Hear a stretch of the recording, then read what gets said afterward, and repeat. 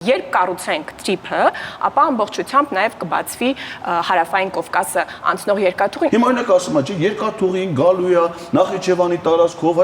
ասիկ որն է ստացել, որտես բան չկա գրած։ Թեև քաղաքական գործիչները տարբեր շեշտադրումներ էին անում, ընտրողների համար առաջնահերթությունները շարունակում են մնալ խաղաղությունն ու անվտանգությունը, սոցիալական եւ տնտեսական խնդիրների լուծումը, ինչպես նաեւ կյանքի որակի բարելավումը։ Թշնամուդ հետ պետք է խաղաղվես, որ ասենք, որ լավ ապրես։ Եթե հարևանիդ հետ վատ ելար, ամեն անգամ կռվեցիր, լավ չես ապրի։ Մեր հանրապետությունը պետք է ոչ ադրբեջանցի լինի, ոչ թուրք լինի։ Եկան մտան, всё, իմացի Հայաստանը կործանվավ, անցանք առաջ։ Երաշխավորների ինստիտուտը պայմանագրի գլխին կարգելը, դա մեր մանուկ խաղաղությունը, այդ երաշխավորների որփանոց հանձնելու ծրագիր է։ Այդ խաղաղության ասում եմ, ոչ միտեղ բացի իրան շապիկների վրից գրած չի։ Իրանք հիմա բոլորն ունեն շապիկներ, որոնց վրա գրած է խաղաղություն։ Ես դա կարդում եմ որպես խարդախություն ու խաբեություն։ Ընդդիմադիր ուժերը ամբողջ նախորդ փուլում մեր ժողովրդին ամաչեցնում էին բարեկեցության մասին խոսելու տեսանկյունից, հակադրելով ազգայինը տնտեսականին, եւ այսօր եկել ենք հասել ենք մի փուլի, որ նրանք նկատել են, որ այդ երկուսը իրարից անջատ չեն կարող լինել։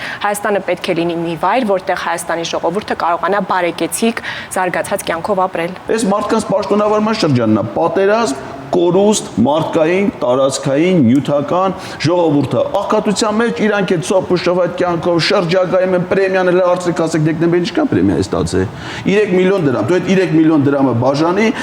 իրանց թոշակառների բարձրացած թոշակի վրա 56000 դրամ դրանք